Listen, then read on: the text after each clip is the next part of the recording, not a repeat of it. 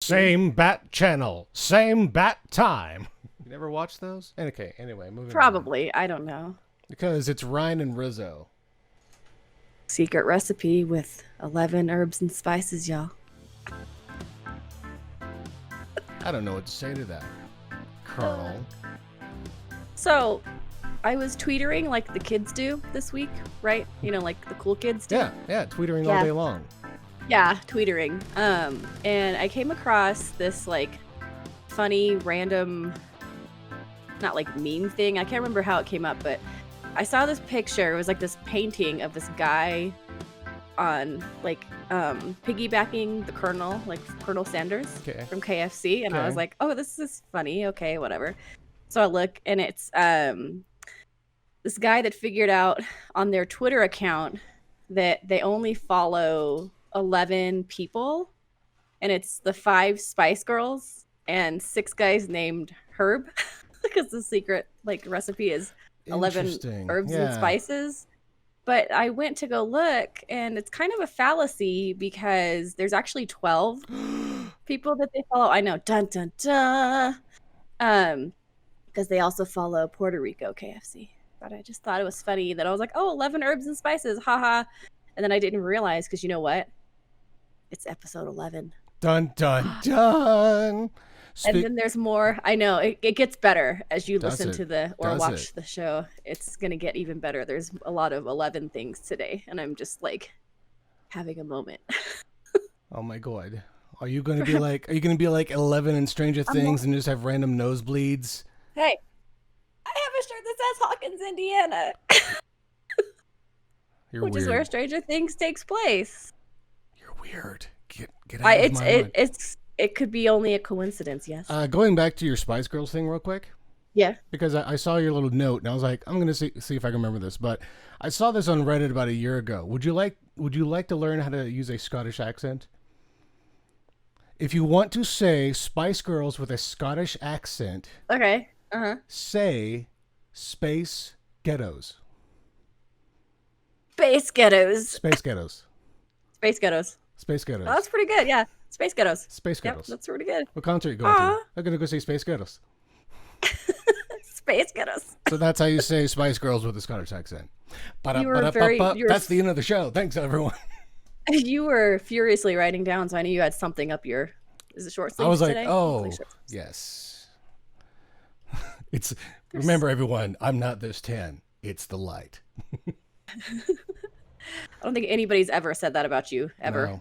No. That you've ever been tan. I said you should try to. I'm like, well, I can try.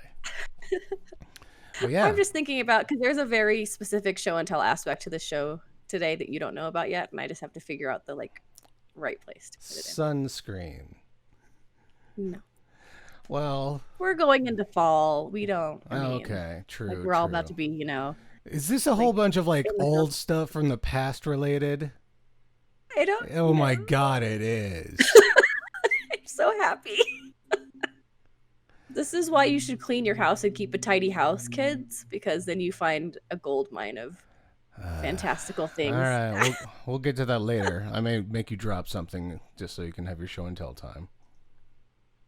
Oh, I was like, what am I dropping? I'm thinking physically drop something. No. I could drop kick my cat. She's right here. Why are you always so violent towards your cats? God. I'm not. Even though our cats have been all of them really talkative for the past few days. What? What is going on? Is there a natural, is it 2012? Are you predicting something? Or are you just being douche cats? I think they're just being douche cats. Yeah, they expect you to know what's going on in their lives, regardless of the language barrier. Yeah, maybe they're predicting the because they do not talk in a Scottish accent. So they don't say space ghettos. Space ghettos.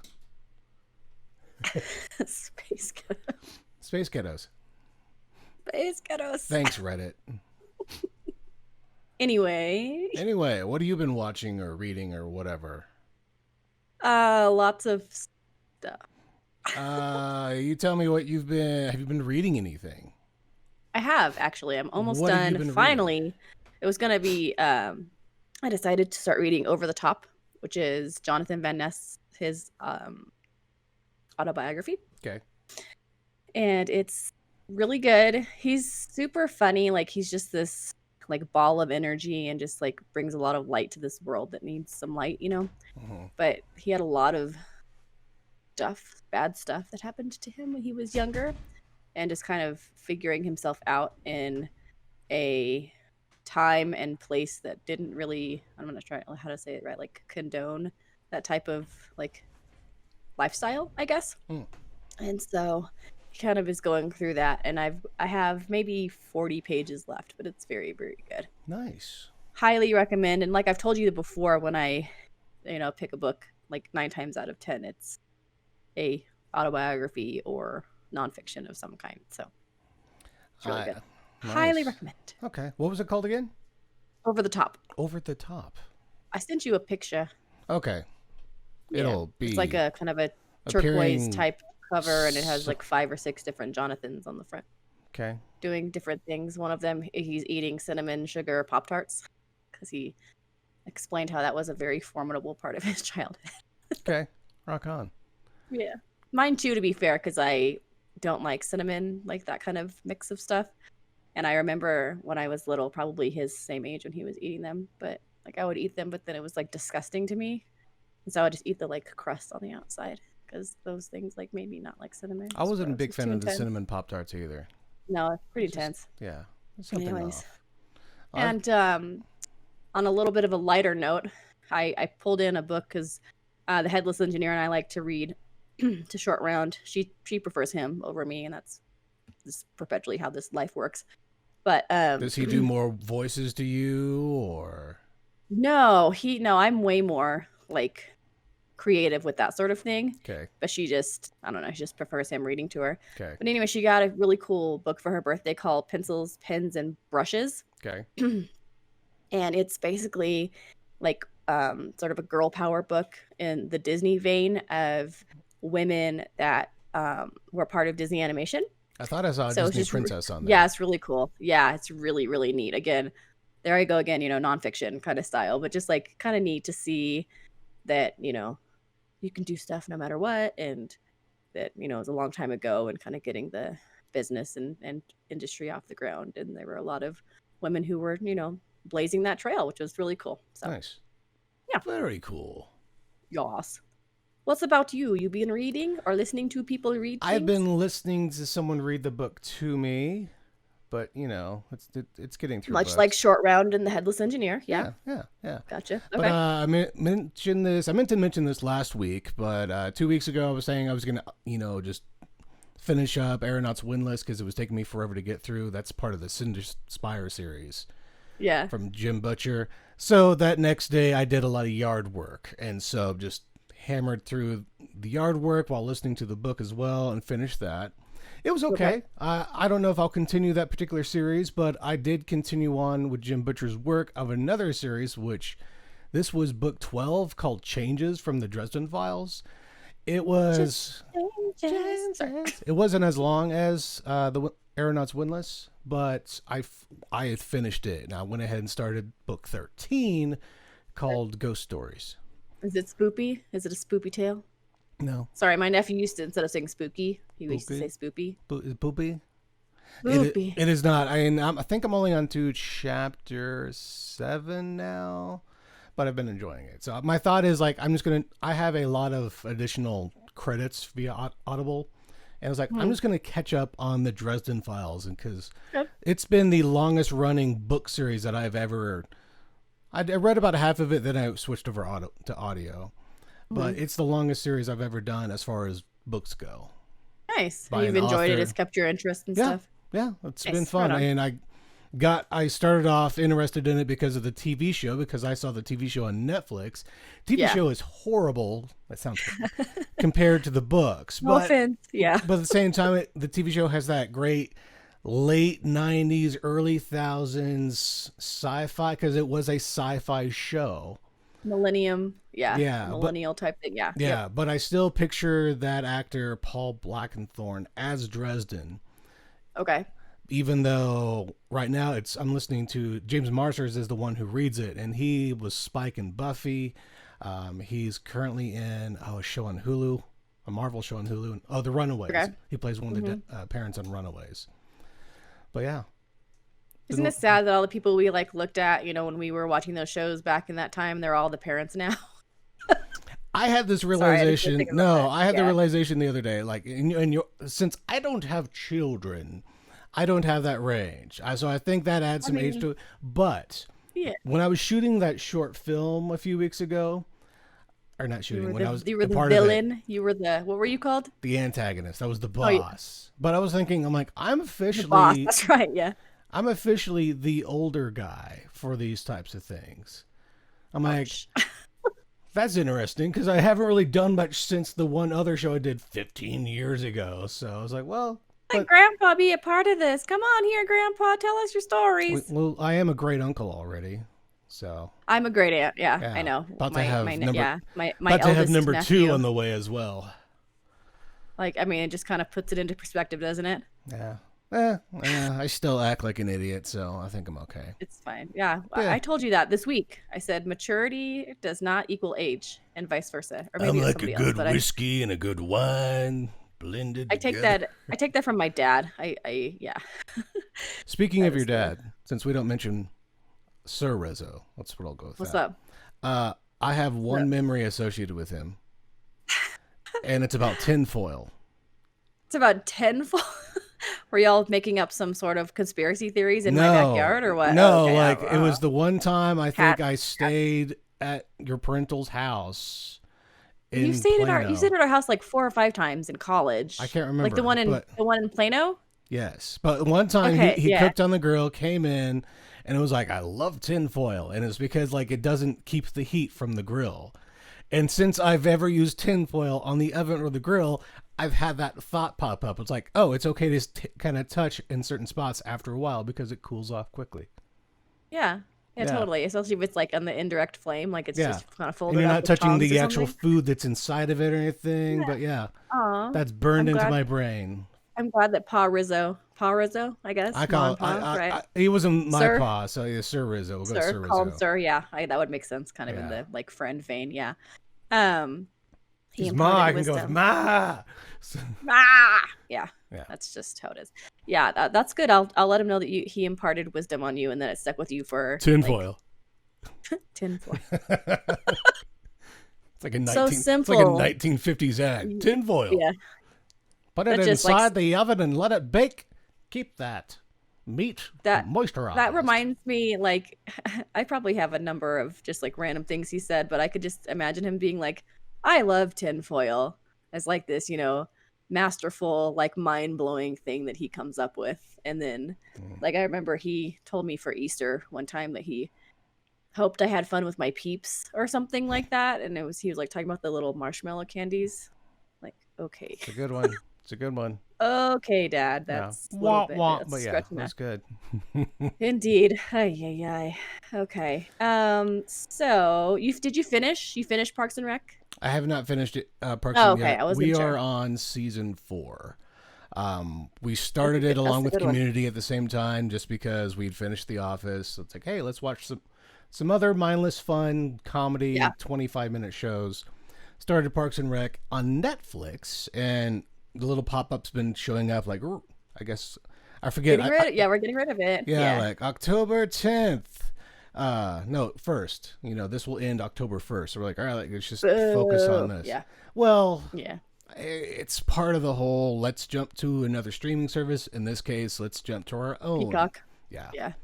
Star Trek Next Generation did the same thing, but it just jumped over to Prime. I'm like, oh, I happen to have Prime because I have way too many streaming services. Yeah. But I love them. Even though Parks and Rec is the best. I love Ben Wyatt. And I feel like I'm a smidge Leslie Nope-ish. You can steep on that a little bit. But yeah, definitely. I can definitely like relate to her. Greatness. It's more like the neuroses and like the crazy and the scrapbooks and the like manic thing. I could see definitely that. Like right. I love her. Anyway, that's great. It is a good show. Yeah, we've been enjoying it. So yeah, we're just trying to finish it up, just to have a second viewing of it. Yeah. And speaking of my parental units, jumping back to Ma. So, remember how I told you this was probably like episode 1 or 2 when we watched Hamilton, and I told Ma like, "Oh, come over and watch the first like song or two," and she like sitting there, and after like 2 hours, she's like bawling on my couch. You know, she like totally got into it. So I kind of did that with Cobra Kai again because I really wanted her to see it because I knew she would love it. And she's like, and I'm like, okay, just watch one episode. And I said, well, the first episode, I think I mentioned this to you, was that kind of set Johnny up from where he was, and then like the first, that was the first episode. Second one is Daniel. Then it kind of just goes from there, and she was like hooked. And so anytime she comes over to sit with Short Round, if I have like errands to run or whatever while she's doing school, she'll stay downstairs and watch Cobra Kai. And so she actually got through the entirety of the first season in like a day. And then she was working through the second season, and I said, well, where did you get to? Because she is with her on Thursdays, and I go to my job in the afternoon, and then the headless engineer comes home, and then she leaves. And so, excuse me. So she's like, yeah, I got to episode 9, which is like the one before the last episode of season 2. And nice. I said, be prepared for for episode 10, because I was like this, like the whole time, because you're just like, oh. And then like something else happens, you're like, oh. Did you take a crane kick to the head? I mean, like, that's literally how the show starts, but it's just the, like, you know, reliving the All Valley tournament from 1984. And it's just, yeah, the last episode of season 2 is intense. Okay. And I can understand why people are so ready for season 3, which won't be till next year, but like, so you have to watch it. Okay. It is on the list. It is. I know. It has been marked. You have all the things. Well, it's on the list. Yeah. I can't wait for you to say, guess what? I watched that thing you said I should watch. Oh, and speaking of, this is not for today, but I am going to do a Bill and Ted's marathon. Okay. 1, 2, and 3 over at my sister-in-law's house on the 26th. All back to back in one night? Yeah, all 3 of them. I'm so excited because I haven't seen any of them. And so we're going to do that. We're going to just take like 7 hours and do like a bunch of food. And you should do a drinking game with it. Drinks. Every time they say excellent. I'm going to be trashed before the end of like I didn't the say of first what. 30 you minutes. have to take a drink. Oh. I'll just leave it there. It could be of what's it. Oh, like water or Sprite or something. Whatever's in your hand, but you should take a drink. I mean, if you're going to be. I can guarantee you it won't be water or Sprite. I mean, if you don't want to have a bogus journey, you'll do it. Yeah. I did that with Indiana Jones once for a birthday party. When Indiana Jones said excellent? Yeah, no one was blasting. Did the air guitar? Yeah. Such a boring movie. Sober party ever. Yeah. We'll see. The only thing I have to do the next day is this show, so that's to choose your own destiny, Ryan. Every time they say excellent, you should take a drink.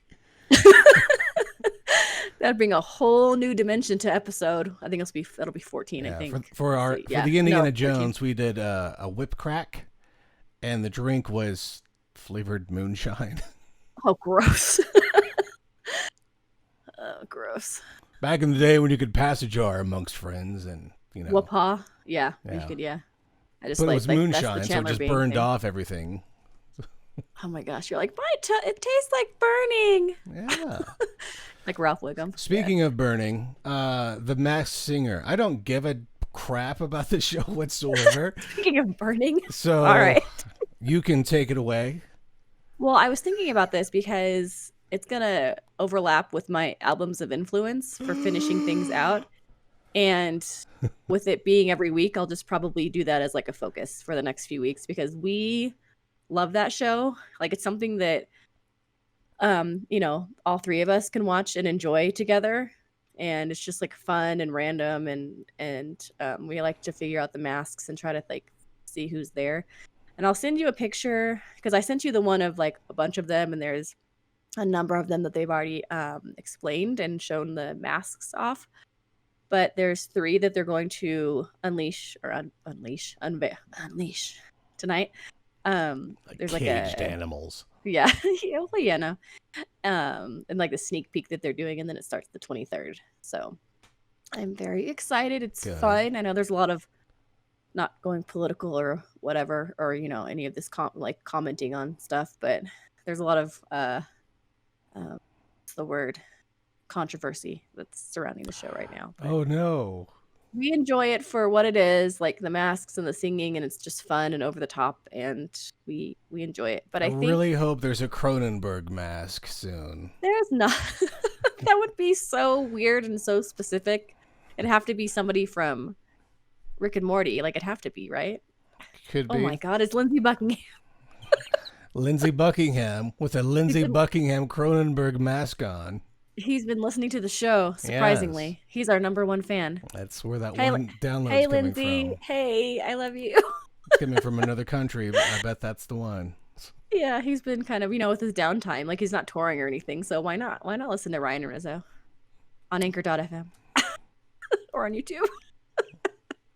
iTunes. So many places. All the places. Spotify, I know. Breaker. But anyway, so we're looking forward to it. There's a sneak peek tonight because like football's back, and so everybody's all excited. Yeah. After the football game on Fox, and then football it starts. So I might have you play along a little bit because I know how much you love to do that when I like make you do stuff. Like how I can see it like I can't see the second part. I can see the bottom part. Like I can't see underneath here of you, so I get to see your eyeballs making why can't face. you see the bottom part? Because you know how we are your windows to have the off?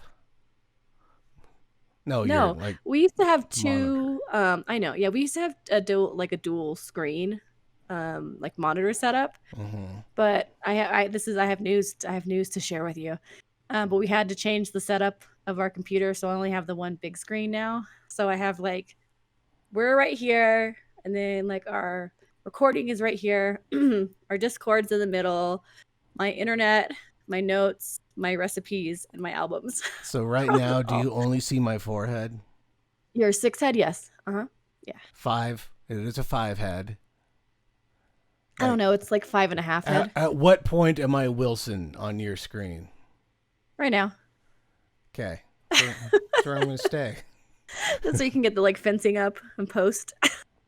Well, hey neighbor. For normal people, they can see the full Rick and Morty shirt. They can see the Wolverine in the background. I know. I can see Joker and Joker's cat, and I can see Han Solo. Now I got a Wolverine over here. And I see Joker like next to Joker. Joker's like, real life guy. That's a and Joker then I don't know is that Joker above him too? What Joker is you talking about? I see Joker and his cat. Okay. Next to him is the Joker. I think it says "Why so serious?" Right? Yes. Yeah. And then what's that one? Yeah, that one. That one. That is actually. Oh, that's the Joker. See, there you go. All right. It is a Joker biting off the head of a bat as an Ozzy Osbourne kind of deal. Yikes! That's quite the crossover there. It's from a local artist, I believe. I forget his name. Greg. Something from Borger. So, gotta have the local con. Greg from Borger. Good job, Greg dude. from Borger. Great artist. We've got some other Good for him. But yeah. That's all he needs. He just needs Greg. He doesn't. Right. He's an excellent artist. He doesn't need a last name. It's fine. There's no other Gregs in Borger. The one guy from Borger named Greg who happens to draw comics. Yeah. That's his full name. Yeah. I'm Greg from Borger. These are my comics. And now... Here's the album of influence for Rizzo. It's like Law and Order, dude. I'm Greg from Borger. I'm Greg from Borger. These are our comics, and then do the little Law and Order sound right there. These are our comics. Dun. No, I don't want to have to download something. Oh, okay. Poppycock. It's exhausting. I'm sorry. It is. I have to search. I'm just like, I don't know what I'm doing. I'm just very like movie today. Is it a caffeinated tea? Yeah, it is. You're going to leave some of that for the actual tea bit? I know, I should. You're like, what's in your tea? And I'm like, it's empty because I keep drinking it. I can make another cup right now, though. Well, hold on. I'll be right back. I'm going to steep this mother. No. What's your album of influence? We should talk about albums. I know, we should. Okay. So I already sent it to you. Did you look at it? No. I just give you the number, then I try to keep it. I just do that so that we have prep. Well, yeah, and you're also like... If you want me to post anything on here, you need to send me the pictures. Okay. Yeah, so exactly. So prep. And I did. So it is number 15 is what I chose. 2. Yeah, it's 2. It's not 15, it's 2. No, it's Boys to Men 2. Oh, that's why you posted the Boys to Men. Their sophomore album. Okay. Yes, and it was released August 30th, 1994, which was the day before Short Round's birthday. Not in 94. I was going to say, she's so old. Stop freezing.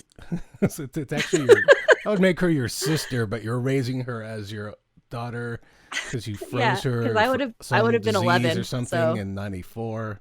Anyway, so after there's another boy band that's on this. Well, actually, there's 2 boy bands on this list in addition to Boyz II Men, because I would definitely count them as a boy band. But it was my second boy band exposure and my first foray into like kind of hip hop, like R&B, like in my, like pop hip hop sort of. And it was very much in the like preteen. We called it preteen, like in the olden days, not tween. Oh. Like my angst of, just like, oh, they're so dreamy and they're so sweet and they dance really well and they're so cool. And I had a crush on Wanye. Nice. Who was the younger of the Morris brothers, because there was the 4 of them. Now there's only 3. Oh. And other than like Lindsey Buckingham and Fleetwood Mac, I've probably seen them the most. And they were actually my last concert, not including Metallica on the big screen, that I saw before you couldn't do those things anymore. Where was that at? That was at a San Diego casino. They have a huge amphitheater, outdoor kind of thing, but it's nice because it's all like chairs. So basically any seat you're in is really south nice. South of where you are, like, correct? Big pit. Huh? That's south of where you are? No, it's north. Okay. It's like kind of right where we are now. I think you're thinking Isleta, because Isleta has an amphitheater too. Okay, but that's actually like grass, and then there's like the chairs. That's giant. San Diego's is more intimate because it's just on the casino grounds. Okay. But yeah, In Vogue opened for them, so we were really excited. It was me and my sister-in-law. She and I love to go see concerts together. I think I've mentioned this before, and I'll say when I went to this concert, it's probably with her. So, anyways, and so In Vogue opened for them, and then Boyz II Men was there, and they were actually, because Huey Lewis and the News was my very first concert. And but Boyz II Men was like probably my second that I really remembered, and it was like the first concert that like Ma Rizzo and I went to, and it was in 95, I think 94, 95, and it was for my birthday, and it was perfection. Brandy opened for them in a band called Subway, which I don't know why I remember that, but it was Subway and then Brandy because she was really popular, and then Boyz II Men, and it was at Tingley Coliseum. All right. So happy. But anyways, yeah, so I loved being able to branch out, and there, like that was the height of like video, like music videos on MTV. Hey, I can see your face. I sat up a bit. But it was like, like Water Runs Dry and I'll Make Love to You and like different songs like that. They were just like, really, really good. So right. Cool. Thanks for asking. Even though you didn't ask, I asked you. Ask and I want to congratulate you. I need to give you like a gold star, like boop right there. We're halfway through, man. You did it. Sort of. Of so what? it's we're at the top of the hill. It's downhill from here, dude. Of what? What? Of albums of influence. Okay, I'm sorry. I was like, you're like, are we done? Are we going to be done with this thing? Yeah. Yeah. Okay. Sorry. Anyways, yeah. Since I've been asking random numbers, I get lost. Yeah. And you have the list of them. I put them out. So if you just want to like randomly make the listing of them for the rest of the time, you can do that too. I might just to be slightly organized, but I may not. You can always spring it on me. It's fine. I like just kind of going on a random whim too. So. Random. Awesome. All right. Cool. Thanks for asking. I just like to know. My exposure to Boyz II Men has been basically just through movies. What movie was that? I mean, just being used in like the soundtrack or something like that. Mm-hmm. Or in the trailer in some cases. So, just how like, here's this 1 or 2 songs from a band. We're going to use it multiple times. Yeah. So, yeah. It's not actually even in the movie, right? Right. Yeah. They can't actually like have the rights to it for the soundtrack because it's too expensive, but they can use it in the trailer. Or here's this song from this movie soundtrack that we're going to use in the trailer for these movies. Yeah, and they're like, "Oh, we love that song," and then people go to see the movie, and then they're like, "It's not even in here," but it like makes them go to the movie. I think that happened with. This is really off topic because one of my albums, I was a really big fan of the album Crimson Tide, soundtrack for Crimson Tide, which was directed, from a Michael Crichton book. No. Or was it? Oh, which one? Oh no, Crimson. I'm thinking Hunt for the Red October. That was Red. And still no, not Michael Crichton. Anyway, I know where you're going. I forget that author's name. My bad. Let's see, Crimson Tide. But Crimson Tide, Denzel Washington, Gene Hackman. The album or the music was composed by Hans Zimmer. Oh, okay. Hans Zimmer. Oh, Gene Hackman. Gene Hackman. Denzel Washington. Zimmerman. I'm going to Google it because I feel embarrassed. On a nuclear missile sub, a young first officer stages a mutiny to prevent his trigger-happy captain from launching his missiles before confirming his orders to do so. Hans Zimmer. There we go. Yeah. But yeah, there was I was a big fan of that soundtrack. I had the soundtrack for like 7 months. It was close. Before, it was both. Yeah, it's the same thing. Before I even saw. Yeah, I mean, same movie, but different writing. Yeah, and it was also Sean Connery was Hunt for the Red October. Yeah, because Hunt for Red October, it's not about launching nuclears. Sean Connery is trying to defect. It's a group of Russians with a secret Russian sub trying to defect to the U.S. And Jack Ryan, who is played by him, Alec Baldwin. Thank you. I was like, I'm losing it. Is there to he's the one that kind of figures out what they're doing just because he's a thinker. Yeah. Cool. Okay. So there's a bunch of red boat movies. I don't know. Red Boat. Tom Clancy is the author of that one. That's what I was thinking. Sorry. The guy's had video games made after his work. He's got multiple books. That's why I thought Michael Crichton. I just, I don't. Yeah, that's why I was like, I knew where you were going.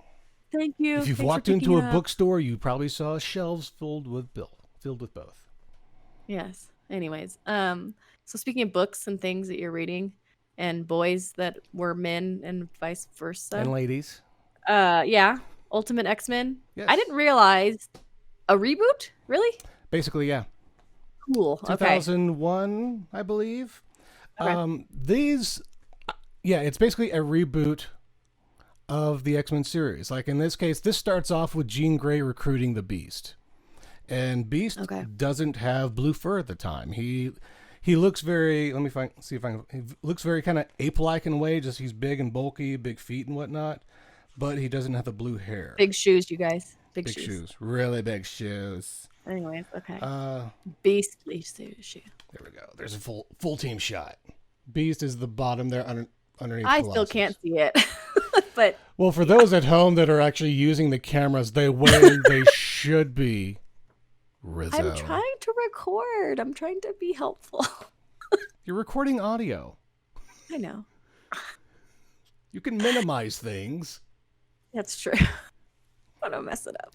Now it's tech time. I'll have to get into it. I know. Just minimize it. You're fine. You're not going to break it. It's still recording. You know what I could do? Like a smarty, I could just click on the screen, and then just instead of minimizing it, I could just put the Discord video Welcome shot to Basic Computers 101. I was tweetering, you guys. Don't forget, I was tweetering about it. Talk about grandpa and grandma. Yikes. Hey, I know where the VCR needs to be at. Channel 3 or 4, depends on how you have it set in the back. Is that when you put the rabbit ears up and you put them toward the thing with the stuff? How do you set the clock? And then don't get too close with the shag carpeting, because then it shocks your TV. Yeah. Yeah. Anyways, so anyway, look like you're looking at Playboy, dude. You're like, oh. I actually found a note from my wife in here, so sorry. Oh my. Never mind. Don't. Nope. It's actually a very sweet one. See? Aw. It says, "I love you. Keep the kittens and Mr. Bear safe." Who's Mr. Bear? It's her teddy bear that she's had for since she was a kid. Here's one of Beast. Let me put it at the top of the camera so that you can maybe see it. No, I told you I fixed it. Okay. It says Wacko. Is that what it says at the bottom? He's hitting Wacko. someone. So yeah. All right. I'm just used to Zorp, Zap, and Boom and stuff. It's along those lines. But yeah, rebooting of the series. For me, this was a kind of fun because I read this while I was working at the movie theater. X-Men the movie had just come out. Okay. And I graduated high school. Mhm. I was like, I Congratulations. can buy comics again because I was collecting comics, then went to small town Texas. Access to comics wasn't what it was in Colorado before that. And so this sort of began the reemergence of comic book collecting in a way because I wanted to keep the series, and this is pre-Amazon. Amazon didn't come until a few years later. So I like your little Wolverine back there, by the way. He's just hanging. thank you. Yeah, I put them there just because, But yeah, maybe I should have a Funko Pop out here. This is the collection that took me, and this isn't the whole series. Yeah. But this is like 10 years of my life of like, oh, I found number 3 now. I can actually read it, go to number 4 because I wouldn't buy 5 before I had 4 and whatnot. Right. But then digital comics came out. Marvel has their service, DC's Comixology. And so that's how I was able to, continue that series. Awesome. So it's been fun. It takes different steps than like DC Universe.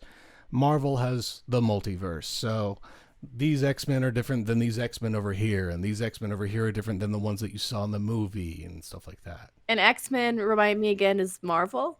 Yes. Okay. Yeah. Stan Lee, Marvel, 1963 or 67, the original, I believe. 1963? Right? I don't know. Let's see. Sure. I want to say it was 63. Let's see. I really enjoy these series. It was Stan Lee, you said, that did it? I believe so. Okay. I believe the Ultimate X-Men's written by, Mark Miller, which I ended up reading a lot of his stuff.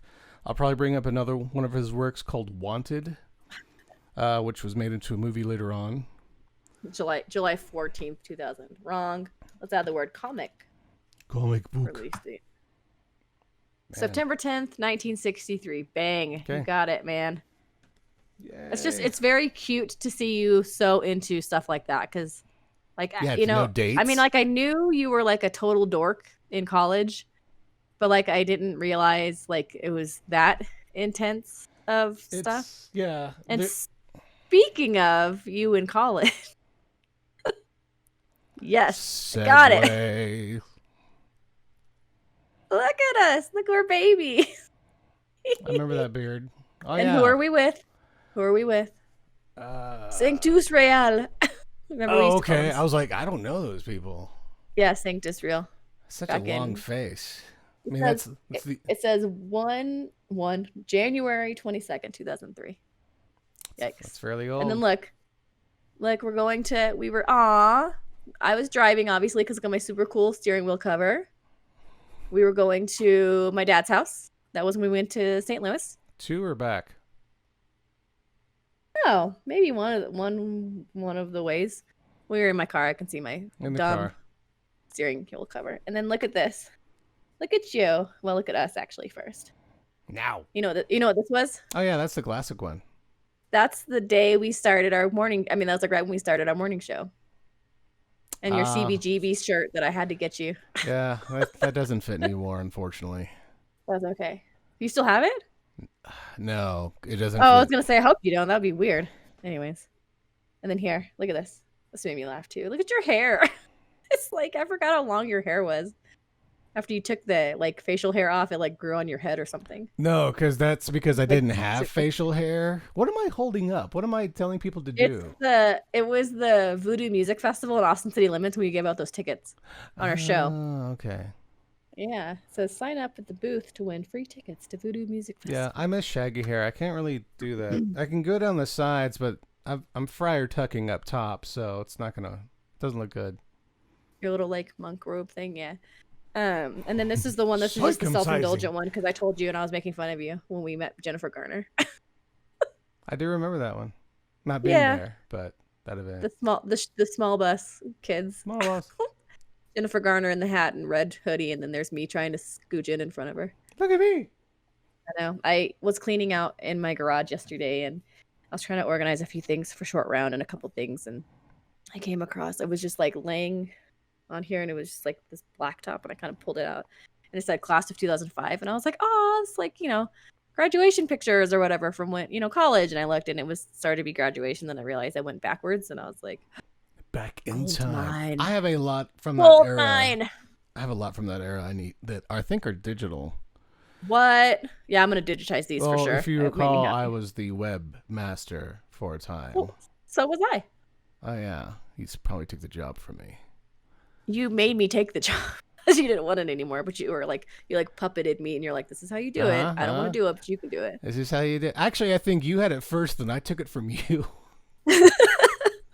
And then I was like, "I don't want this." That sounds more like it. You're right. Yeah. I remember the Photoshop mock-up of the website. Yep. I remember when it was like the one logo and it had like the neon on the outside, the different. Oh my gosh. Blast from the past. Sorry, I just saw these pictures. Ryan learned Photoshop, and then I made some of those into some koozies, you know. Hey, you did a good job. And then remember, like right after we both left was when we won that big award for it. After we like set it up. Do you remember that? Oh, did you win it? Oh snap! Never mind, it was you. Are you on there? Oh, you are. Yeah. Ryan McDW. There you are. Yep. I use it as I use it to hold my audio interface now. Because it's slanted. It's perfectly shaped. It's the cornerstone of how things began for you, and it's holding up. It's just physically. I have it because they mailed it to me because they wanted to put up other stuff on their wall at the building. So we don't want this anymore. Yeah, but I'm like, oh, this is a perfect shape to use for audio stuff. It's like a nice little transition. It's better than like. I mean, it's quite useful. Thanks. Oh my gosh! I don't know where we are anymore because you threw us. I do. And I've got it because we were time traveling just now.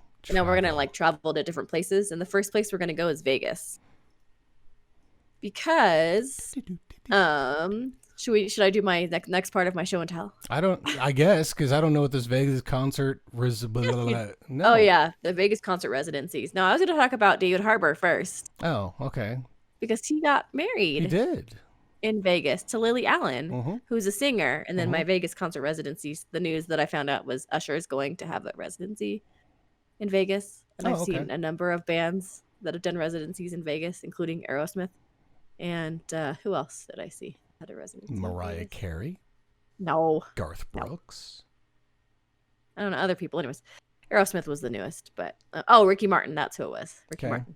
So that means they're just going to have continuous shows in Vegas. Okay. You come to me, I don't come to you. Right. Yeah. It's great, man. I love it. Bad idea. Yeah, it's awesome because then like they have a whole big thing like set up with the particular artist and you can always go get like their merch and stuff. It's greatness. So cool. But anyway, so back to David Harbour. Congrats. See, and I wear my it's episode 11. Like did not plan that. He just happened to get married this week, so I'm just saying ours. Yeah. But then look, this morning, one of my favorite things to use for like self-care, it's like face spray, and this just happens to be, see, it says Florence. It's Florence by Mills, and Millie Bobby Brown is who.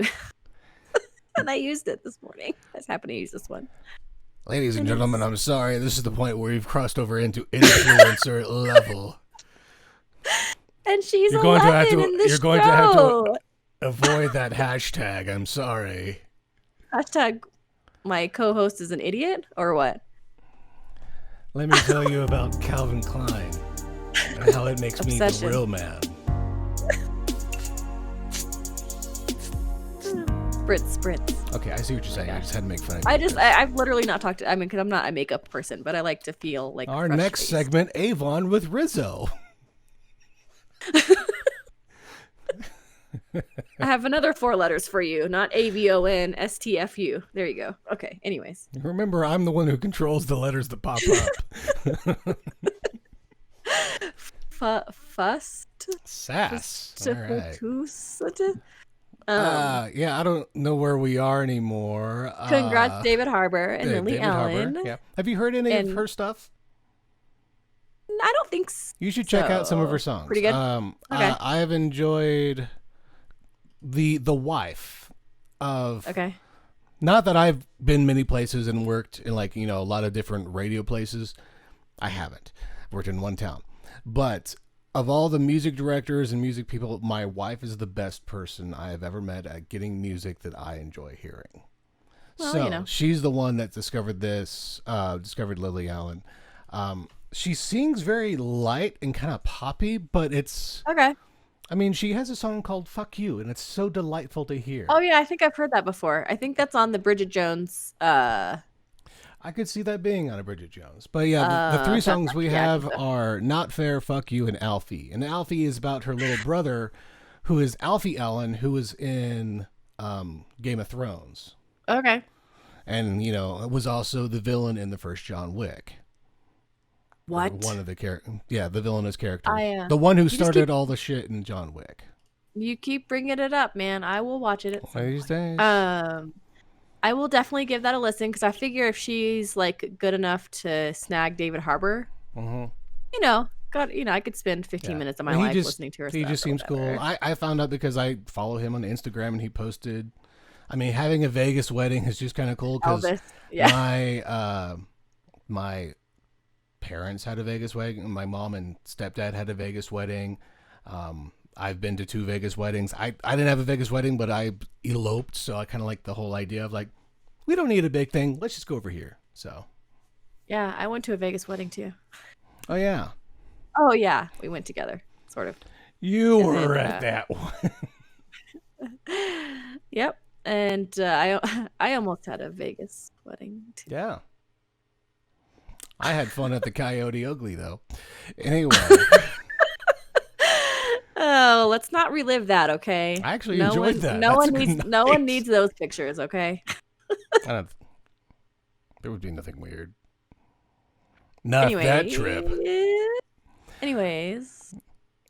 We doing the Billboard thing? Which we think? I don't. Oh, are we still doing those? We're gonna do the 100 best music video artists. Let's not cover all 100. I do have to ask you. Did you actually read it? I browsed through it. All right. Because what were the highlights? I'm just kidding. So the way that Billboard, I'll just explain it first. Yeah. So Billboard set up, and it was basically like staff picks, but I thought they were pretty well done. On like the best music video artists, like not necessarily like, you know, best musical artists or artistry, but just really creative with their work, like through the visual medium of music.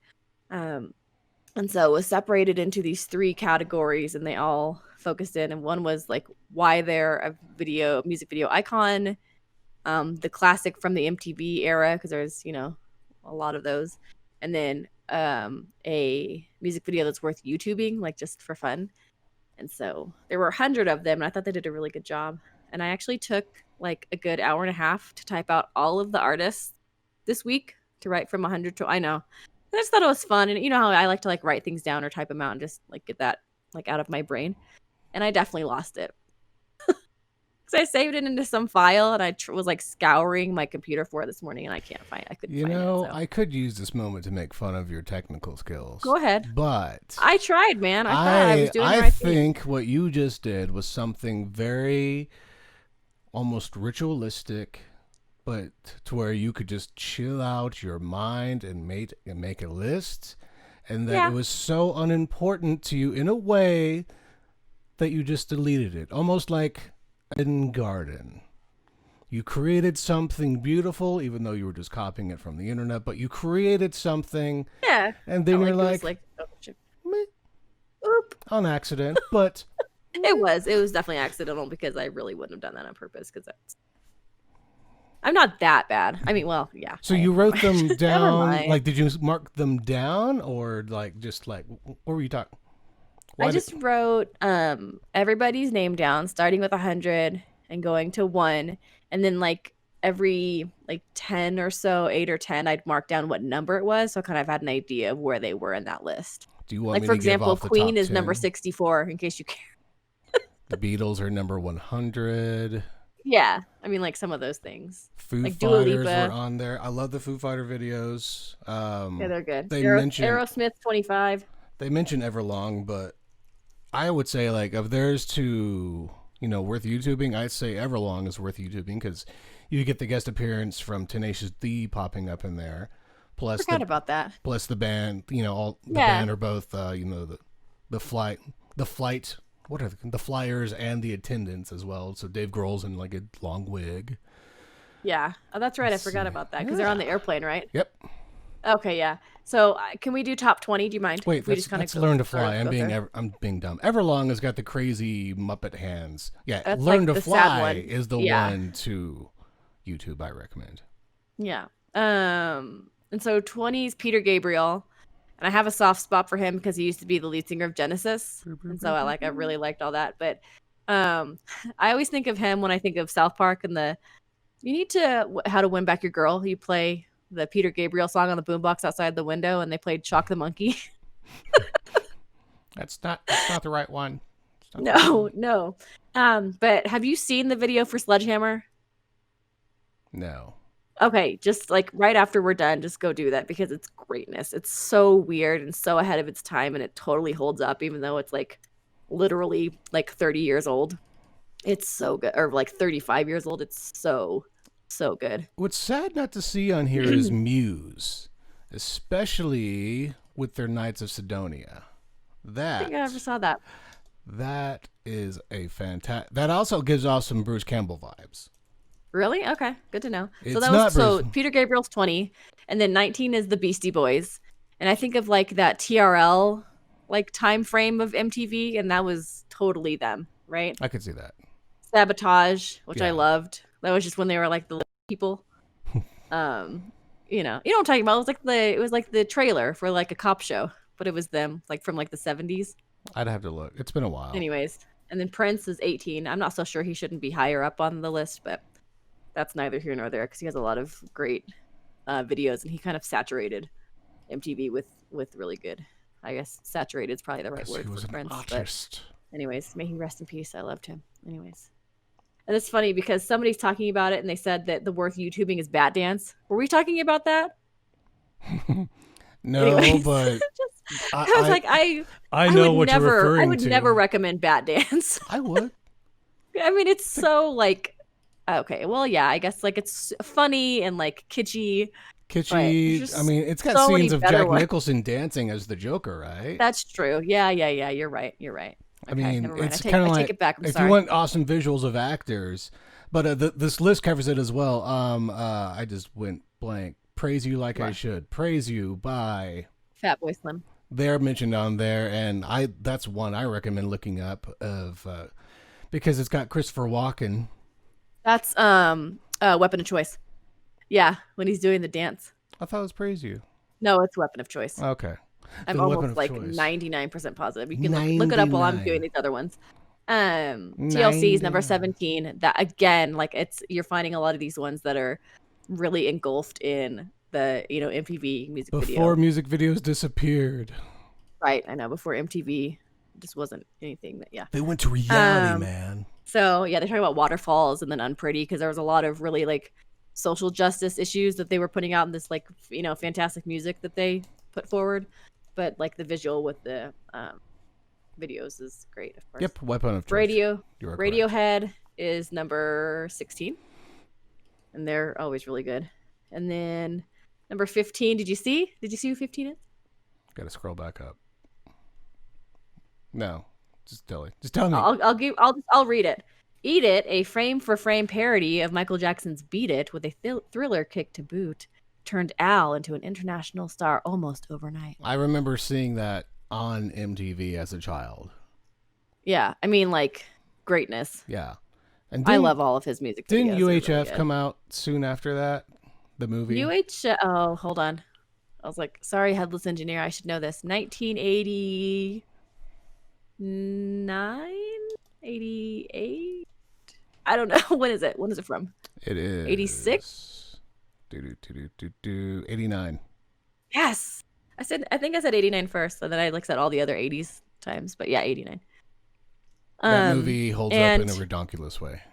You've seen Weasel Stomping Day, yes? That's the one they said worth YouTubing. That's the the claymation stop motion video. I've seen it, but I always recommend Harvey the Wonder Hamster. Oh, Harvey the Wonder Hamster. He doesn't bite and he doesn't squeal. He just runs around in his hamster wheel. You're speeding it up. Let's get it. Harvey the Wonder Hamster. Hey, Harvey. Sorry. Anyways. Just the cartoon. I know y'all definitely wanted me to say that. So just doing this the whole time. And then Busta Rhymes. because he was really good too, like with the Buster. fisheye video. You know the let's see, David Bowie, just like vastly ahead of his time, kind of like in the same vein of Peter Gabriel. And it says rock's ultimate shape shifter, which I love that like term for him. Said understood the power of merging sound and vision since at least the original 1969 video for Space Oddity. His multimedia approach to art. One thing I want to bring, because it doesn't really say who did what.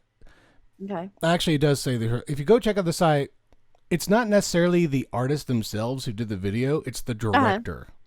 Right. And I think that should be pointed out because like there's a lot of directors who've done music videos and now they're doing movies and stuff like that. And some movie directors still do music directors. Within a few years ago, Edgar Wright, who did Shaun of the Dead and I'm losing them all. Hot Fuzz. Hot Fuzz, Scott Pilgrim. Okay. All that jazz. He did Beck's music video 2 years ago. He did Beck's music video? Yeah. And Alison Brie was I think Beck's on this list, isn't he? Yes, I'm pretty sure. Udale was on there for the album. Okay. But yeah, it's just so the artists are awesome, and especially if they are involved with what they're doing with the video, because I know Linkin Park did a lot of their own stuff. They animated it themselves. But keep in mind, like some of these videos are coming from just directors like, hey, this is the vibe I'm getting from your music, and then there's probably a little bit of coordination. So sure, like the vision of like this is how I want it all to piece together, but then the director itself kind of has the idea for what it's going to look like. But so it's awesome, kind of like like that's so and so. So that's what I'm going to keep this up so I can see like because I want to say Michael Bay did some music videos back in the day. Really? I could be wrong. There may be nothing but explosions. But okay, so then 12's Kendrick Lamar. Rihanna is number 11. Nirvana is number 10. Which I think of that, and then I think of Smells Like Teen Spirit. Of course, it makes me think of Al again. But yeah, I mean, they were, just like insanely ahead of their time too. I think just with the stories that they were telling with their music. So, and then Jay-Z is number 9. Britney Spears, number 8. I mean, because you can't count out like a girl that's pretending to be some like schoolgirl dancing around her halls, for school. I mean, it inspires people. Duran is number 7, and I love them. They were one of the I actually bumped them off my albums of influence list, but they were right there too. Gotta get the Cronenberg on there. They have a Roger Taylor in their band, just like Queen does. And I know you really wanted to know that. I did. Yeah. I feel better now. Lady Gaga is 6. And all of her videos are pretty amazing. Okay. Missy Elliott, number 5. I feel like she's like no offense, Busta, but she's like the counterpart to the videos of that MTV age, but like the female better counterpart to what Busta really was doing. But it was especially like 2003 is when she really kind of just started to shine again. Yeah, I don't know. I mean, it says the MTV Classic. It says you could select one of a handful of Missy Elliott videos as the one and not be wrong. But her grand entrance in 1997's "The Rain, Super Duper Fly" remains one of the most iconic music video debuts in the history of its form. We have to keep in mind I am not hip, so that's okay. I'm not either. Like it's fine. That's why I'm reading these articles instead of like living it. So we get into the top. So that was 5. 4 is Janet. Miss Jackson, if you're nasty. Are you nasty? Do you call her Miss Janet? I don't, on the weekends. I mean, Miss Jackson. Anyways. Miss Janet. Nope. Of course, they're talking about, Rhythm Nation and all that, which was, I could probably do the dance by heart. Like I wouldn't because that's embarrassing. Then we got Beyonce, Destiny's Child, Michael Jackson, and Madonna. I know, you're just like scooching through. You're like, would you stop talking about stuff? I just like get into music and I'm like, yeah, Beyonce. That's why we have the links. MJ.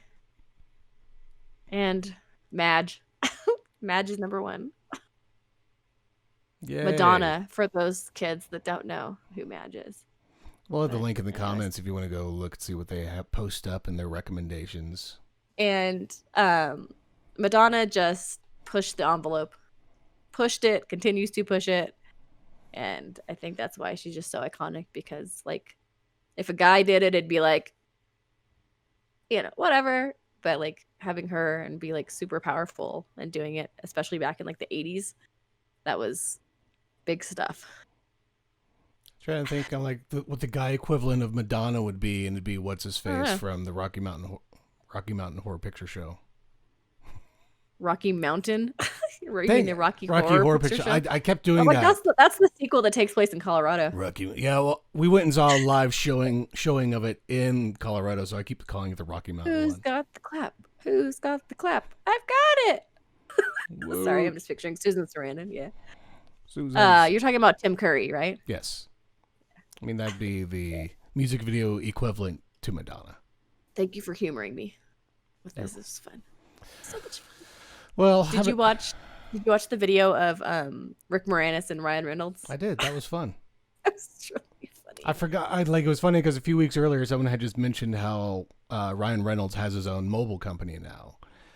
Mint? Yeah. Mint. Is that what it is? Yeah. Okay. And then I saw this ad, so I was like, oh, yeah, Rick Moranis has not done anything for a good while. Just because, I'm going to go take care of my kids.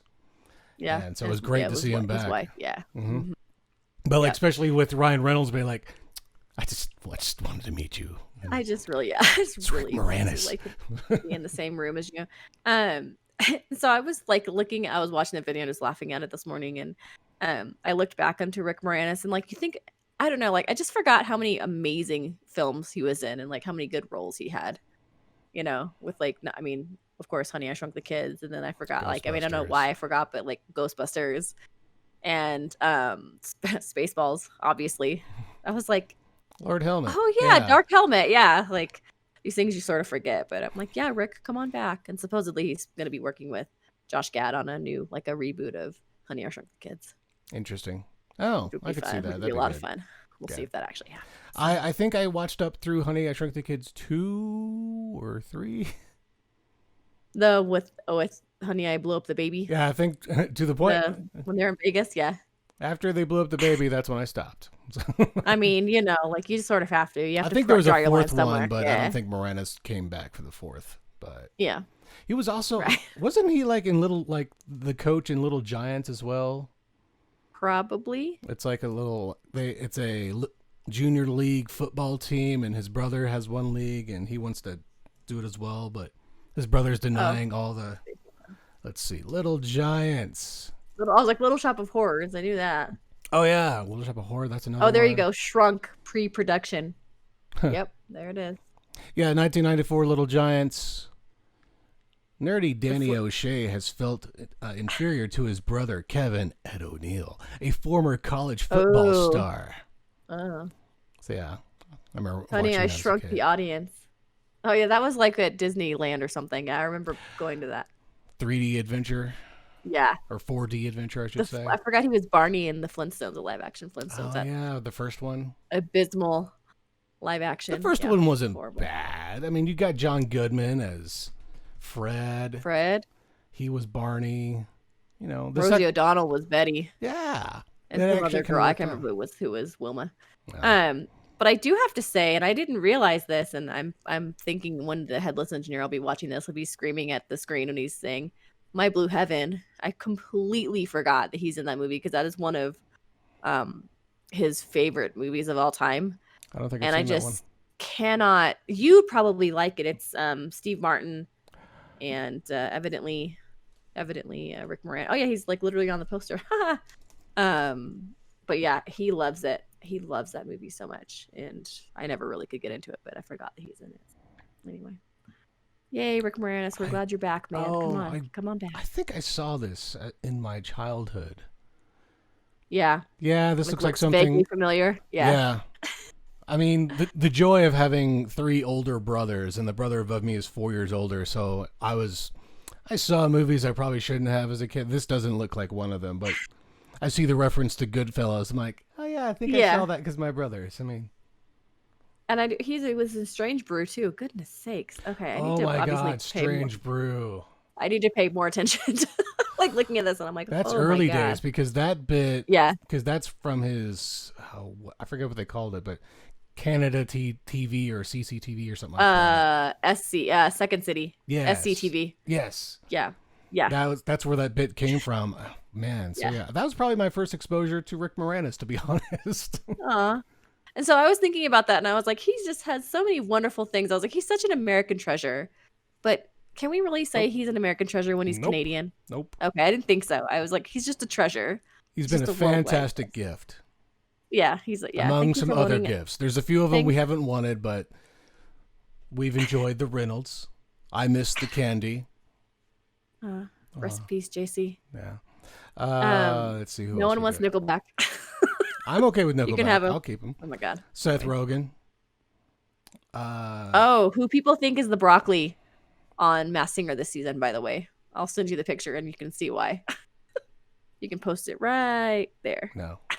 Anyways, when you see it, you'll want to. No. Aww. As I mentioned earlier in the show, I do not give a damn about the Masked.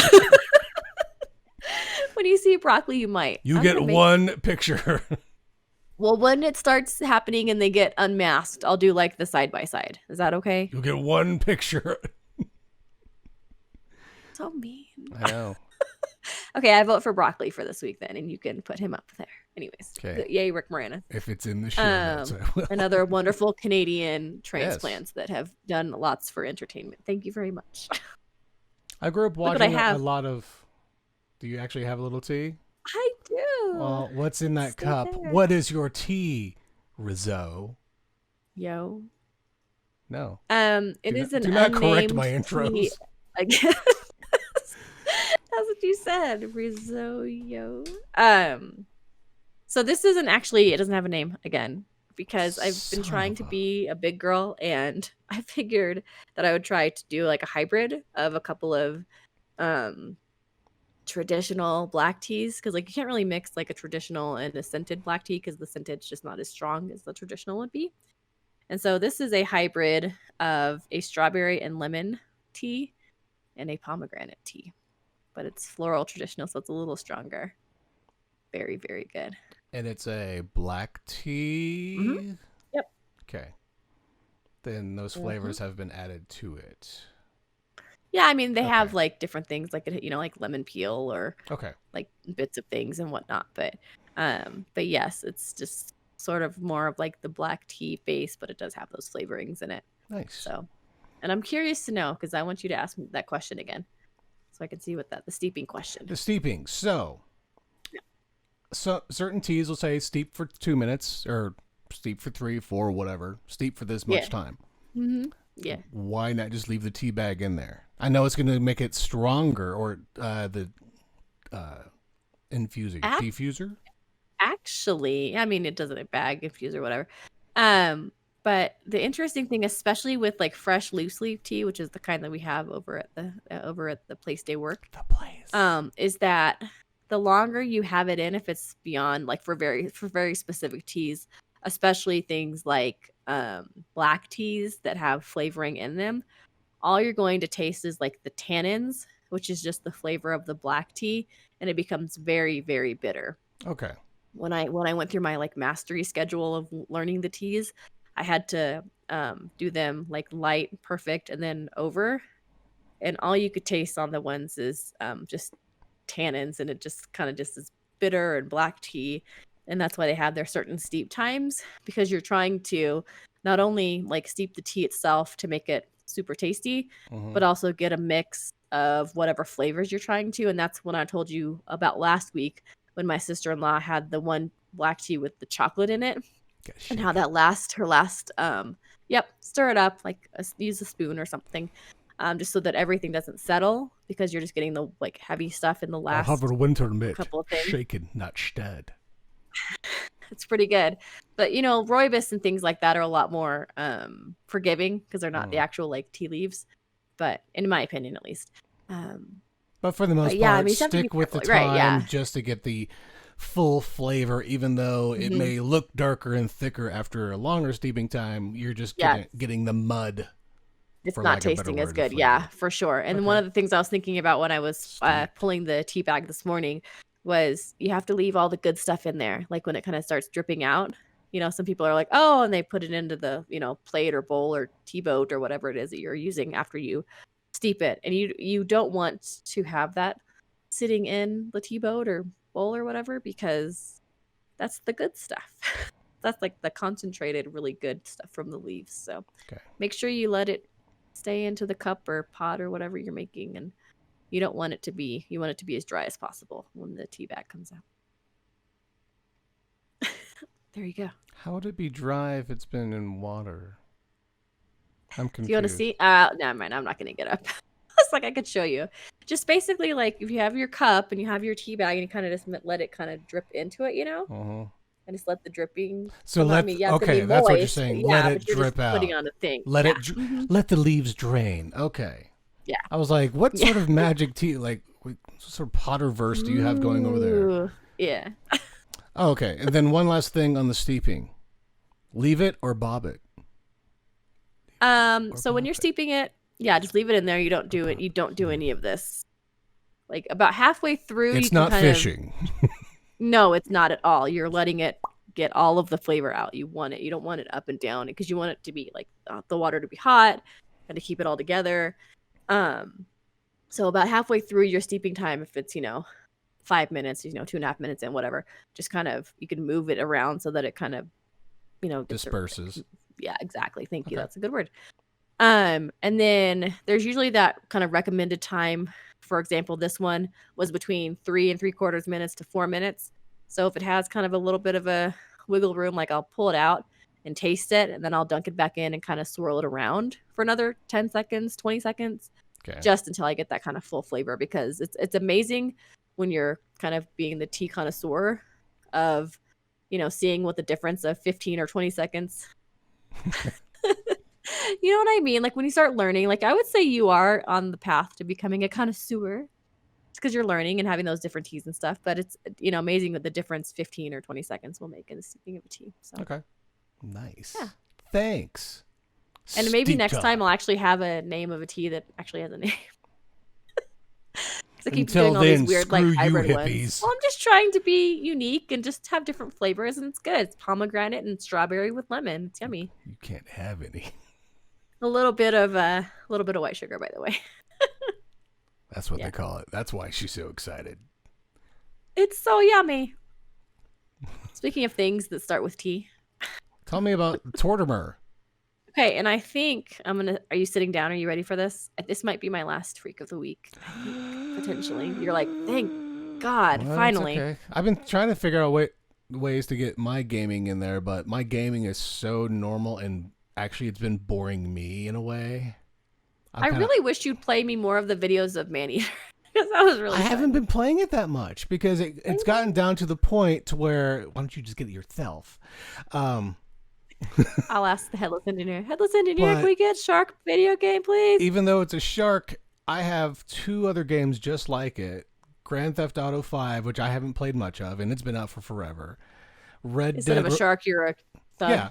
Red Dead Redemption 2, where you're a cowboy. I mean, it's a cowboy, a thug, or a shark. It sounds ridiculous, but they're all like, here's your giant map. Does. Yeah. But they're all, here's your giant map. Here's things to do over here. Yeah. Here's civilians, but feel free to shoot them or eat them or hit them with a car, horse, whatever. That's like So that's the thing. It's Borderlands. I was like, what's the one that my brother and Headless Engineer plays? Like that sounds like Borderlands kind of. And the thing is, like, they're all fun games. I'm just kind of like, but even the game I'm playing often, which is Apex, I'm like, I'm kind of getting tired just because I'm playing the same thing. But I think I'm just, seasons are changing, so I'm just kind of get anxious and whatnot. So that's why I haven't done it. I do game. I'm just it's becoming colder, so maybe you can be in with your games a little bit more. And also, I think I'm kind of used to, like, I've been playing Apex for 2 years now, 3 years now. Yeah. But like last night, I was like, I'm looking for games to play because I've wanted to play them, and there's nothing that's been out. But I did find a game last night that I downloaded. It's called Control. That's only for PlayStation. It has been out for about a year or two, so I, got a slight discount. But I heard it's really... I love that that's your contingency. I know. Sometimes it's not. I was like, just go ahead and get it. Then I'll But this case, I'm like, it's a slight discount because it's the full game plus I think 2 of the DLC. So I'm like, okay, nice, downloadable content, kids. DLC. So yeah, I know. I'm hoping that is really fun. But again, it's a third-person game. But it has an element that I like because I believe there is some you have a gun and you have telekinesis. It's a paranormal. Right. So I'm hoping that's going to like, this is the adventure I want to go on. Because yeah, I think I'm looking for story and just to lose myself in a game. Choosing the form of your, well, not destructor, your method of how to annihilate things that are in your path, whether it's with your mind or with your actual guns. Yeah, and like, Spider-Man was like just was a game that I really loved playing and played it multiple times. Mm-hmm. I think I'm just looking for something like that to kind of fill in the lull. Was that the PS4? Was it that one? That's the one that what's her name? The little one that it's in my house. What's her name? Short Round? Yeah. That's the one. The cat, that was her one of her very first video games she ever really got into. Yeah, and I was like, that's pretty impressive. Yeah. Oh yeah, she's pretty good at it too. But even like, again, that's a third-person game. So it's just like, I've been playing a lot of the same games. Well, bubbles. It's that mud. Sorry. But a lot of the, just same type games. And but again, it's season. It was like, I just feel like I'm kind of like, I'm looking for a change. But I think I'm just looking for a good story. Well, I think that it could be fun if we retire Freak of the Week. And I keep using the word retire. You'll see. That maybe we can come up with something for you, since I'm doing my recipes and stuff as well. And I'm just like, do a recipe. And you're like, it's not that I don't. And the funny thing is, I'm like, I do 98% of the cooking in the house. Yeah, you're the cooker for sure. Yeah, you're the chef. But maybe we could do like, I don't know what we could call it or whatever you would want to do. But even like some of the, like retro games or something where you've like kind of connected with them and what they were like, and just. Because I have the technology to have, because I like showing the video. I mean, I did save some. I just didn't import it. Or just send it to me. It's just fun to watch you flop around like a shark and be like, I'm here to help you. And then you rip off like the side of their face. Yeah. I'll send you a clip from Apex of a guy yelling at me for not doing my job. So college? Yeah. Because he was playing really well. I didn't play my part of the wood. I was just trying to, I was very tired and didn't care. I was like, but he was yelling at me, and so I turned on the mic and I acted like a small child. Yeah, I was very immature. So I'll send that to you. There. Oh, I want to see that for sure. I'll be like, oh yeah, I remember this. Yeah, for sure. Look at my feelings. So anyways, so tell me about Tortimer. Yeah, Tortimer. Speaking of things that aren't young or fresh-faced or whatever. So this is actually a character that I've never interacted with on Animal Crossing, but he's a turtle, and I love turtles. I love turtles. He's an elderly tortoise. Okay. He's a little guy, and he has like a blue and green shell, and he has a little bow tie and this little like Mr. Miyagi like goatee type thing, like white, and he walks around with a cane, even though people say that that's actually just a ruse. He's actually kind of a badass. Just to throw him off. Anyway, yeah, he appears during the holidays, and so if and when I ever start playing Animal Crossing again, which I have not since that fateful couple weeks ago, he gives out like items for the holidays. So we'll see. And he has not been in this version of Animal Crossing. He's not been in New Horizons yet, though. So is that a beard? He used to be like, what? Is that a beard, or is that like the little thing hanging out, like the goatee thing? Yeah. So yeah, it's a beard. And so he, like in the older like versions of the game, he was the mayor before you moved in to be the mayor. So just coming to see if you're doing my job okay. Yes, and his name is a pun. It is a mix of tortoise and Mortimer. And his most well-used catchphrase is he horf, which indicates amusement and laughter. Oh, okay. I was confused. Orf. Anyways, so he looks Tortimer, like he needs some chapstick. He what? He looks like he needs some chapstick. Yeah, he definitely has been around the shell a time or two. I mean, so. I know they're going for the grizzled tortoise look, but They did a good job. Get some animal lip crop, because I mean, it's like, you want some peppermints? Don't take them. Do not take them from that man. He like pulls it out of the shell, and you're like, oh no, that's I need not. blood to moisturize my lips. Yeah, no, I can kind of picture that. That's how he talks too. Like that's actually my picture on Discord. If you hadn't noticed, that's what I was looking at. One of the things. Well, I don't know if you know it was him though, but there are people that will come to your island and draw these things if you like not like pay them, but you know, do whatever. And I had somebody. I said I like to have turtles on, and so someone drew me turtles. I like turtles. I like turtles. Okay, zombie Riz. All right, good times. Are you pulling up the video? Zombie I like Riz. turtles. Yeah. Oh, so tell me, what are your plans for Halloween? I like turtles. I like turtles. Yeah. I have a weird mix of that I need to send you. Okay. Yeah. I'd like to see Back that. when I was making fun of not the weatherman that we know, but another weatherman who kept messing up his audio when he was sent it into the radio station. So I would do funky remixes to it with beats and whatnot. So one time it's like, the forecast today is, I like turtles. Was it the second guy that we worked with? No. We never worked with him. Oh, okay. Yeah, all right. The other radio station. Yeah. Alrighty then. Never mind. I was like, it wasn't the... But like the audio would be only in the left channel or only in the right channel or every other and whatnot. And so I'll be like, all right, I'm going to have fun with this. It wasn't either of the BRs? Nope. Okay, cool. Nopes. Good to know. All and right. I think I'm only bringing this up because we mentioned it episodes ago. I think it was on about the wind in my area, since I live in the panhandle of Texas, of why it's so windy, the scientific reason. Yeah. And you said because there's nothing to block it. And I'm like, that sounds accurate. Am I a scientist? You are a scientist, because I confirmed with our meteorologist friend, Brian of Brian and his Bassin and Forecasting. Yeah. Bassin and Forecasting. I miss Brian James. Hi, Brian. But I asked him, I was like, what is the scientific reason? I mean, I think it's this, but what's the scientific reason it's so windy in this area? He's like, there's literally nothing to block it. So. Oh, snap. Rizzo's a scientist, y'all. A scientist. Who knew? I was thinking, like, maybe it's because I know fronts move in, so that's going to adjust it. But I'm like, it's so freaking windy here. It's like when I went to LA last April. I'm like, there's no wind. What is this?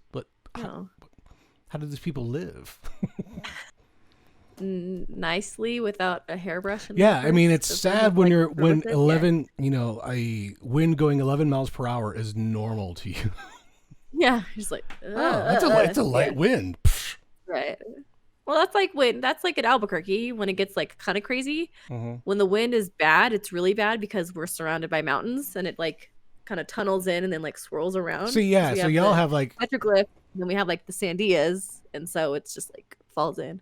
So that's why I was wondering, like, is that why it's windy here? Because you guys kind of have because of the mountains that throws things off. I was like, why is it windy here? We're just getting the wind from everywhere. It started here. And they say that Chicago is the windy city, but I'm pretty sure I've read numerous times that Albuquerque is like significantly windier than Chicago even is. So, anyways, it doesn't matter. It's ours. That's why I stay inside. I don't go outside with three-dimensional people. And the joy of where you live and where I live is like, if you have a blizzard, it's gonna hit me next. I'll just let you know what the forecast is about 12 hours prior to be like, this is what's coming to you. Be careful. Not even 12. It's like 6. Okay, I don't know. Pretty much. Sorry. Brian, can you tell us, please? Thanks. How fast will the weather travel between Albuquerque and Amarillo? Now that I didn't even know he was in Dallas, and like he's been in Dallas for a few years now. Oh, I didn't realize that, and I felt bad for not knowing because he was our buddy, man. We had a good time. We had good times with him. He was funny. You two made fun of me endlessly. Not endlessly. Endlessly. Well, yes. That's why you shouldn't listen to the tapes. Much like many presidents have said, you shouldn't have listened to the tapes. Oh my gosh, don't let him record you. No, to be fair though, like listening to me then and now, it's pretty similar because I'm still an idiot, but I really did deserve a lot of what you dished out to me back then because it was also early in the morning. Like come on, Rizzo, be smarter. Let's be smarter. I just contributed more intelligent. I contributed it to your early morning dinginess. It's just a perpetual dinginess. Because I saw you walking into the studio sometimes, like hi. I'm here, Flop. And then the shows when you'd make me actually run the board. Yeah. Because you were like the one that was the operator, even though I was the one that got the like show content and stuff. Nothing's changed. Nothing's changed. Yeah, I know. It's exactly the same. But that's okay. Anyways, can I talk about my meat? Can I talk about my meat, my loaf of meat, please? Oh yeah, we had one more thing left. Nothing's changed. Oh my gosh. Tell me about your Brian James. Hello. Tell me about your Ritz and Rotel meatloaf. Well, I was gonna say it's a meatloaf made with a sleeve of buttery round crackers and a can of tomatoes with chili in them. Yes, Ritz and Rotel. It is like the easiest and most delicious meatloaf ever. Shush. Sounds like a party I had on the Gulf of Mexico. What? Speaking of pictures from college, I was wearing a Senior Frogs shirt and like a bunch of them. So I was like, yeah, I went and did stupid stuff in Mexico. Like everybody in college does. Never been. Anyways. You never been to Senior Frogs? I've never been to Mexico. What? I've left the country. Have you really once. never been to Mexico? I've left the country once, and that was not Laos. Some random Asian country. I went to the Bermuda Triangle. The Bahamas. That's the word I'm looking for. That explains so much. You went to the Bermuda Triangle. I'm trying to think of the island that I was in, which is in the Bermuda Triangle. It's either Laos, the Bermuda Triangle, or the Bahamas. One of the two. I mean, the Bermuda Triangle probably took me to Laos. Can I please just talk about my meatloaf? Yes. And you can go do your random world traveling wherever you're going to. Talk about your loaf. Was it Laos? It wasn't Laos. Oh no, it was the Bermuda Triangle. Okay.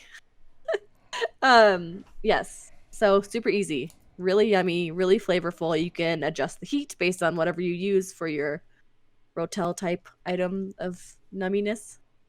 It's a mild, hot, super hot, fury. Yes, that's with green chili. Satan's, you know what? Bunghole. Yeah. So 1.25 pounds of ground beef / meat of whatever your choice. I like an 80-20 for meatloaf in my opinion. I think it's the best because it like makes it really not dry. Juicy, nice. 14-ounce can of Rotel. The best thing about that is that when you don't drain it, that takes over the milk that you'd need for a meatloaf, so you don't even have to put milk in this meatloaf. Oh, okay. So, and then you can choose your heat or lack of. I did a fire roasted tomatoes with Ritz one time, and because Short Round does not care for spicy very much, but she liked that, so, which is good because it's the same thing. One sleeve of the buttery round crackers. Keep them in the sleeve to crunch them up, and you want it like a coarse, basically like a coarse powder. Buttery round. Buttery rounds, yes. Buttery round. 1 egg, onion flake, garlic powder, black pepper, whatever the seasonings are that you want to use. Those are the ones that I choose because I don't care for. I love onion, but I don't like the chunks of onion in it because with that it has a lot of the tomato and stuff, anyways. So, and then if you're one that likes ketchup on your meatloaf, are you a ketchup on your meatloaf kind of guy? Like when it bakes on it. If it's presented to me that way, yes. I don't make meatloaf. Yeah. So. Oh snap! You should make this one. Just give it a try. See what you think. Maybe. Anyways, it's so easy. It's really good. And then so ketchup's optional. That's the whole point. This was a perfect little segue for it. Yeah. So 375. Prepare your pan. Beat the egg first. Add the ground beef. Add your tomato stuff, whatever it's called, and your buttery round crackers. The powder. The coarse. He puts the buttery round crackers in the pan. Or else it gets the milk again. We don't need the milk because we've got the Rotel. Oh, size 16, perfect. So then you put the onion flakes, garlic powder, seasoned salt, pepper, whatever you want to in there. And then you just mix it. Don't over mix it. So now I want to go eat meatloaf and watch Silence of the Lambs. Anyways, 9x5 loaf pan. You know those ones. Puts the ketchup on its skin. Or not. It's optional. Preheated 375 oven, about an hour 10. Okay. Check the temp on it. And no pink in the center. And then let it rest for 5 or 10 minutes after, so it finishes this thing. Nice. Oh. Sounds tasty. I do like meatloaf. I've never made one, and I think the last time I had some, I ordered it or furs. I enjoy it. I've never made it, but I've eaten it before. It was one of those things I grew up eating it a lot. I think actually I take that back. I made one meatloaf that was like 2 years ago. Okay. Was that when you went to Laos? No. And it was Nassau, is what I was thinking. Oh, Nassau? Bahamas? Nassau. Okay. Nassau, not NASA. I believe you. Nassau. You can go on to one of those like dictionary sites and say, how do you pronounce this? And then do it. Go ahead, do it right now. To say. Let me listen. How do you pronounce? No, not to say. Pronounce. Pronounce. Ah, that's a good one. P-R-O. Let me hear it. You can't hear it. It's going to be on my end. Okay. You Google like, see? It. That's what they said. They said Nassau. They say Nassau. So yeah, I said Nassau. You said NASA. They like the spaceship, spaceship. Sorry, I'll confirm it afterwards. But okay, it's Nassau. Nassau. Nassau. Yeah, I said Nassau. Nassau. Stop being such a Nassau. This episode of Ryan and Rizzo is brought to you by the number 11 and the letters N-A-S-S-A-U.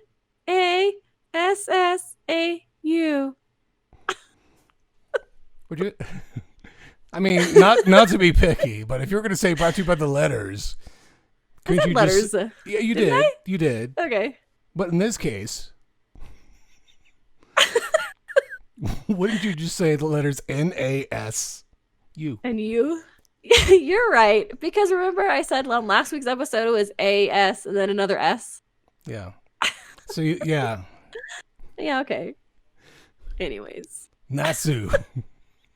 I'm going to go make meatloaf and watch Silence of the Lambs, and you should go do more world traveling to some random place. We're going to go to LaSalle and put some ketchup on the skin. Mexico, woo! You're going to have some peppers and whatnot. See, we were going to go to Mexico at once for our 10-year anniversary to like one of their resorts, but we ended up going to Nassau, the Bermuda Triangle. We went to a small island in Asia. Oh shoot! We need to do like the world map and be like. I know they're very different. Like it's Bermuda tomorrow Triangle. in one place. Yeah. It's that place that the Beach Boys were singing about. Okay. They may be. I'm like, would those be in the different sides of the world almost? Anyway. Well, look. This.